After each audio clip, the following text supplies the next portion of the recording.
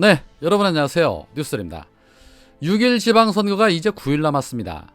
지난 대선에서 너무 많은 에너지를 쏟은 이유인지 아니면 대선 패배 이후에 낙심이 큰 탓인지 알 수는 없지만 최근에 나오는 여론조사를 보면 민주당이 다소 밀리는 듯한 여론조사가 이어지고 있습니다. 그러나 저는 믿지 않습니다.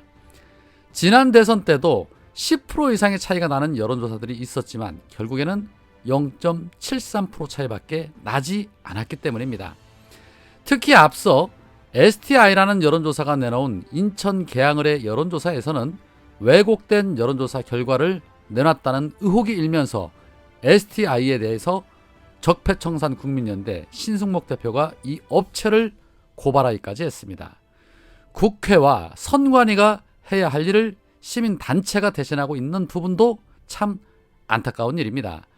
신승목 대표는 SNS에서 올린 여론조사가 아닌 여론조작이라는 글에서 피고발인 STI는 여론조사 신뢰를 저버린 채 고의를 갖고 이재명 후보 낙선 목적 및 윤영선 후보 당선을 목적으로 사실과 다른 조작, 왜곡된 여론조사 결과를 만들었다.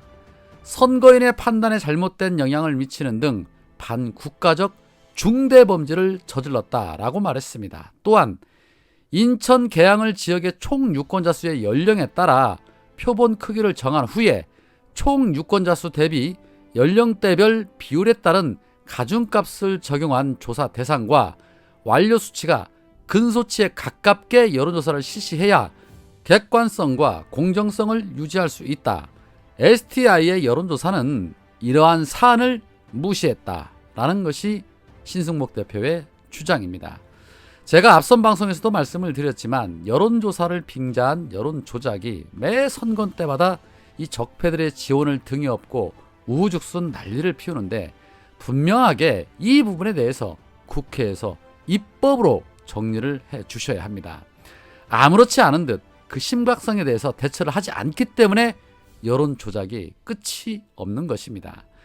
자, 그런 가운데 JTBC가 여론조사 전문업체 글로벌 리서치에 의뢰해서 지난 21일과 22일 이틀간 만 18세 이상 서울 거주 1001명 그리고 경기도 거주 1008명을 대상으로 한 여론조사 결과 서울시장은 오세훈이 51.5%, 송영길 후보가 29.5%, 그리고 경기도지사는 김동연 후보가 39.3%, 김은혜 후보가 38.6%의 지지율을 얻은 것으로 집계가 됐습니다. 서울에서는 상당한 격차가 벌어졌다는 것에 정말 충격을 금할 길이 없습니다. 경기도에서는 저 여론조사 수치보다 김동연 후보가 더 높은 지지율로 충분히 승리할 것이라고 믿고 있는데 문제는 서울에서 이 정도의 격차가 벌어졌다는 것은 심각한 수준이라 볼 수 있는 것입니다. 그러나 지난 2010년 한명숙 전 총리와 오세훈이 맞붙었던 서울시장 선거에서 여론조사에서는 10% 이상의 한명숙 후보가 지는 것으로 나타났지만 막상 개표를 해보니 0.6%의 초박빙으로 패한 적이 있습니다. 그렇기 때문에 지지율만 보고 투표를 포기하면 안 된다는 겁니다. 여론조사는 여론조사일 뿐입니다. 특히 최근 여론조사는 민주시민들이 적극적으로 응하지 않기 때문에 저들의 지지율이 더 높게 나올 수밖에 없습니다. 그렇기 때문에 전혀 개의치 말고 투표하면 이긴다는 그 믿음이 중요합니다. 실제로 충북 제천시장 후보들의 지지율이 그 반증입니다. 다들 아시는 것처럼 충북은 전통적으로 보수 강세 지역입니다.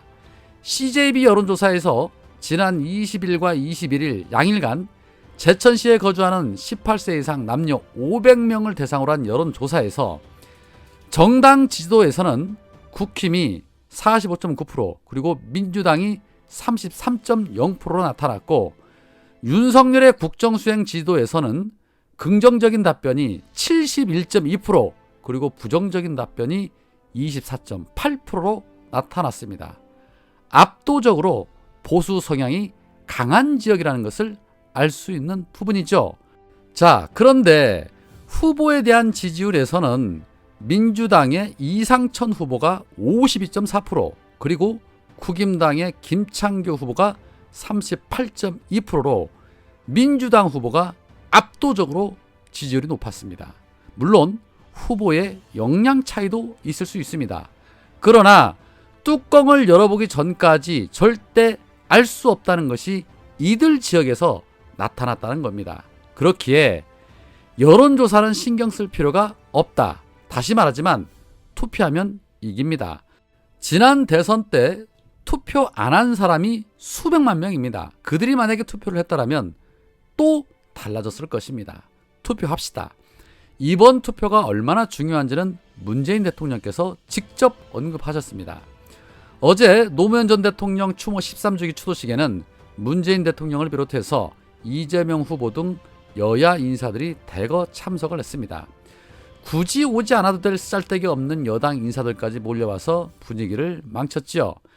자, 추도식이 끝난 이후에 오찬이 있었고 이 자리에서 덕담들이 오가면서 훈훈한 대화가 이어졌는데 이후에 김동연 후보가 자신의 SNS에 이러한 글을 올렸습니다. 문 전 대통령과 따로 뵐 기회를 가졌다. 그런데 반드시 이겨라, 힘내라, 응원한다 라고 말씀해 주셨다.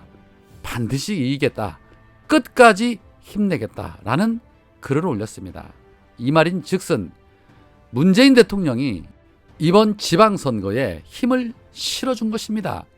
지지자들을 다시 결집할 수 있도록 목소리를 내주신 겁니다. 그만큼 상황이 위중하다는 것을 문재인 대통령도 인지하셨다는 것이죠.